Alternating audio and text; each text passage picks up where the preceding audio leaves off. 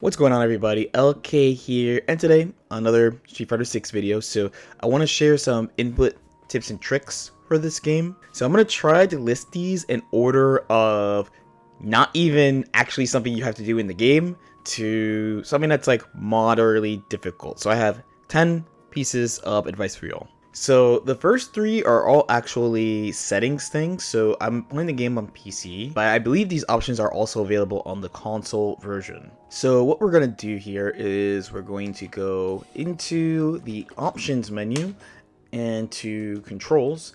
And there's actually a ton of things here. So I mean, this game has a lot of menus in general, frankly, but when you go into your control scheme, you're going to see something here that says button release input on or off. By default, this is off, but this turns on a setting called negative edge. So what negative edge does is that when you release a button, it will also give you a special move. So I have this on because I personally found the input timing in this game to be kind of weird compared to games that I'm used to. So in theory, by having this on, you will get an extra chance of your special move coming out, which will help you in combos. Now, there is a downside to having this on, and it's something I actually really don't like. So when I play Guilty Gear Strive and I'll see like somebody whiff a button and then do a special move after whiffing a button, I will say like, oh, their inputs aren't clean. Or when I do it, I remind myself, oh, clean up your inputs. Don't let special moves come out when you whiff buttons. But when you have the negative edge on, if you're doing like something that's pretty fast, like a jab and a special move, it will happen. So something like this. It's actually kind of hard to do this with the negative edge input on, combined with some of the other techniques I'm going to share with later, so just keep that in mind. Me personally, I'm going to try again to turn this off to see if I'm just more used to the canceling system of the game, but definitely day one I could not do combo. It was really weird to time combos, and this helped me out a lot. So once again, we're going to go to options for this one, but this time we're going to go to graphics, which I took the long way to get there, and we're going to turn on input delay reduction. So I don't actually know what the input delay is in this game. Usually somebody researches it and lets you know. Apparently PlayStation 5 and PC are supposed to have the same input delay though, but this just makes it so that the timing of you pressing a button lines up way more with the timing of what you see on the screen. Again, when I played this game on day one, I was like, this game feels kind of laggy, I don't know why, and this fixed it right away. And then while we're here, the last not even in the game option we're going to do is to go to the basic graphic settings. I think this one's on console too. I'm playing on PC, and increase the maximum frame rate to 120. So this one out of the three is definitely the most hearsay that I've heard, where the game is supposed to play at 60 FPS, but what I was told, and I'm just telling y'all, if it's fake, definitely let me know in the comments, that even though you have the frame rate above what the actual match frame rate is, it gives it like a better chance of running better. So that's why you set it to 120. This one I have no way to confirm or deny. Again, someone just told me this while I was streaming, so I did it, and I felt like it helped, so I'm just letting y'all know. So now we move to the easy tier. So I say the easy tier, but this first one will kind of depend on what controller you're on. So if you're playing on an arcade fight stick or a hitbox, this will be much easier than if you're doing it on a pad. Honestly, if you're playing this game on keyboard, this won't be too difficult for you too. The only controller that I can't quite see how you would do this all the time is on pad, and this is the double tap. So some people, you'll hear them call this pianoing, you'll hear them call this p-linking or plinking, but it essentially is pressing the same button twice. That's it. You do that. The game should show you 2 punch inputs, even though you only see 1 punch come out. What does this do? So this combined with the negative edge special move on will make it so that you just have higher chances to connect certain combos. So for example, here's a Honda combo, and you'll be able to hear in my button presses where I'm pressing multiple buttons. When I play Guilty Gear Strive, people are always like, why are you pressing these extra buttons? But this is just a habit I actually got from playing another Capcom game, actually, from playing Darkstalkers.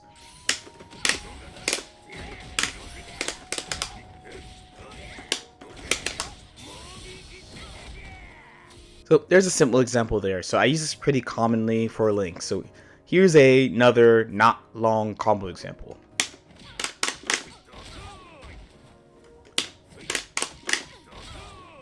Next, we're going to talk about buffers versus links and cancels. And this is pretty relevant because what we talked about with double tapping. So the idea of a buffer is you can do special moves in spots where special moves won't come out. So what do I mean? If I do this is just standing medium punch into 100 hand slap. For a new player, it might look like this. But we actually don't want that. We only want the medium punch to come out when the medium punch doesn't connect. So we do this by buffering the attack. So if you do this properly and quickly enough, then it shouldn't come out. If you listen to my button presses too, you can clearly hear I'm pressing another input, but nothing comes out. This is actually one of the hard things about watching people play basically any fighting game, is that if you don't have an actual replay where you're seeing people's inputs, you would have to know that people are buffering inputs in this way. So the way I'm doing it,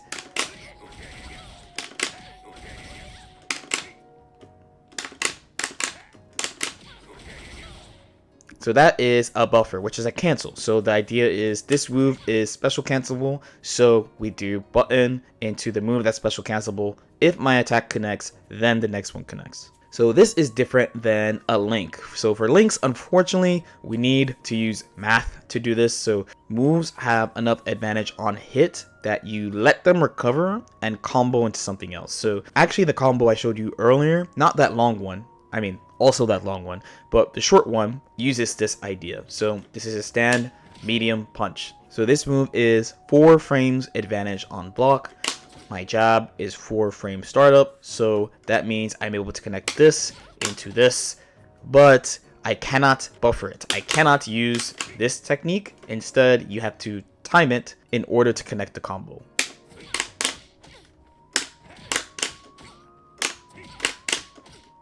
If I'm late, no combo. If I'm too early, no combo. You have to time it properly. So buffers will help you a lot with any type of canceling, but it won't help you with links. So knowing the difference will help you know how to time your combos in order to maximize your damage. So next we're going to talk about the ancient Dragon Punch shortcut. So there's actually 2 we're going to be going through. So a long time ago when I was starting fighting games, I played fighting games on pad. And I don't know about y'all, but the original way I used to do Dragon Punches is I would tap forward and then I would just kind of like wiggle my thumb in the corner of the pad. So I just probably like, But as you can see, this is not like the best, cleanest way. And over time, I was like, okay, I'll tap forward and then do a quarter circle forward. And that should give me a Dragon Punch. And this still works to this day. However, and I believe they started this around Street Fighter 4, they have what's called like the crouching Dragon Punch. So you can go from down forward and tap down forward and punch, and you'll get a Dragon Punch. And you'll see this in the way people move in the game. So sometimes it almost looks like teabagging, frankly, but sometimes you see somebody walking back and forth, check for your DP real quick, and then keep going. So 1, 2, 3, boom. So you can choose to do it the old school LK way of tapping forward and doing quarter circle forward. You can do it the quote-unquote proper way, which would be forward, down, forward. Or you can just tap down forward twice, and the game will just give it to you no matter what. But next, we're going to talk about something that's an advanced technique, but is not actually hard to execute. And this one will help you a ton, because this actually was driving me crazy. So we're going to talk about the cross-cut Dragon Punch. So what is that? So disclaimer, I actually only learned what this was like 10 days ago or something, like pretty recent. Everyone's still learning, you know. I've been playing fighting games for a really long time, but since I've never played as much Street Fighter as I have recently in Street Fighter 6, I never really knew this was a thing. So the idea behind a cross-cut Dragon Punch comes from this. So here I have Manon, and we're gonna have her do a button into a cross-up, just like this, right? So how would you go about anti-airing this, stopping them from doing this? And this is pretty common in this game to deal with. So we can use our new handy dandy Dragon Punch shortcut, but when we do it, it goes the wrong way. So what do? We can meet them airless air, but even this is a little funky, right? That time I got her, but this is not even, you know, it's not even that great of a situation, right? But you can also try walking and pressing a button. This is totally fine too. But if you want to get a really good situation, if you tap forward and do a half circle back the other way, then you will get a dragon punch. So let's try it.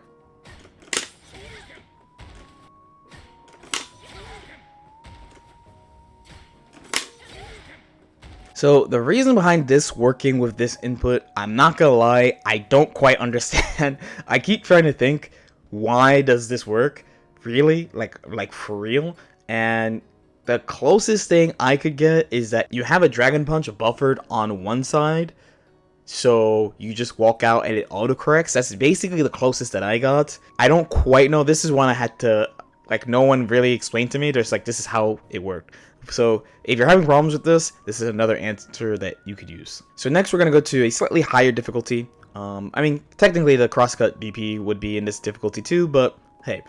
So first we're going to start with the perfect parry drive rush. So you may know about the drive rush cancel, which, you know, I'm an enemy player, so I've been calling it DRC. So this is when you press a button and tap dash. This is quite expensive. This uses about half of your, not even half, it uses 3 bars of the drive gauge, which is quite an expensive option. But you can also do it raw from the parry by holding parry and tapping dash. But if you do this, then you use slightly more than 1 bar. So depending on your timing, the exact number is either like 1.3 or 1.1. So if you actually tap forward first and then parry and then forward, you should get one that costs exactly 1 bar and it's the fastest you could possibly do it 100% of the time. So it would look something like this. So again, the input here would be to tap forward, press parry, and then tap forward.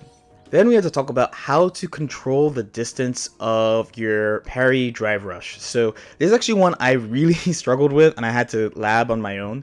So if you do this parry drive rush, what's actually funny is that if you hold forward, you don't keep running, which just doesn't, I don't know about you guys, it doesn't make sense to me that holding forward cancels it. If you want to go max distance, you actually need to not do anything, and then they will go further. They will go much further, actually.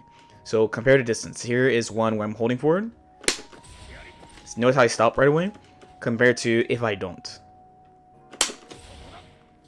Notice how I get all the way up in Manon's grill, right? So this one really drove me crazy. I'm not gonna lie. I don't know if it's just me, but I wanted to include this here because I just could not do this. I was watching my matches and comparing it to other people's footage using the same setups, and I'm like, how do they get all the way over there, but my character stops every time? And for our last trick, tip, technique, whatever, and I think this one is the hardest out of everything we've listed, and also this is character specific, so this is only going to apply to charge characters like Honda and Guile. We're going to cross-cut charge moves. So again, if you remember from the cross-cut Dragon Punch example, this is how do you deal with someone crossing you up with like an anti-air. So if you recall from before, we're gonna have Manon doing the same string, this thing here, and again, you can meet them air with air, no problem.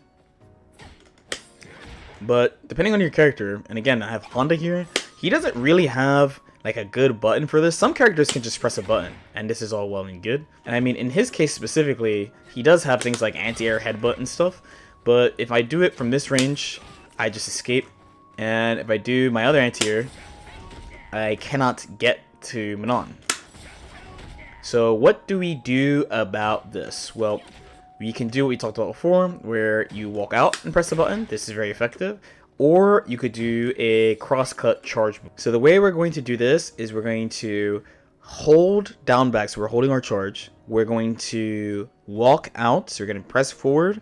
And then we're either going to press back, so the way we originally came, or press up. So this sounds very odd, so I'm just going to show it so that it makes sense. So first, let's do it with headbutt.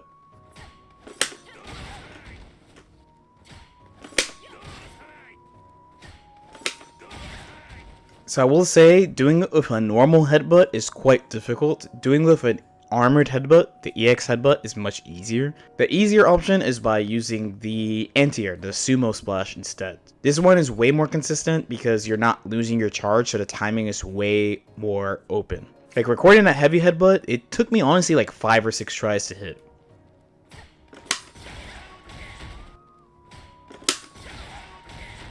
So you'll see when I'm doing the EX sumo splash that For a short second, I'm walking forward and then pressing up. So this one is the much more reliable with him.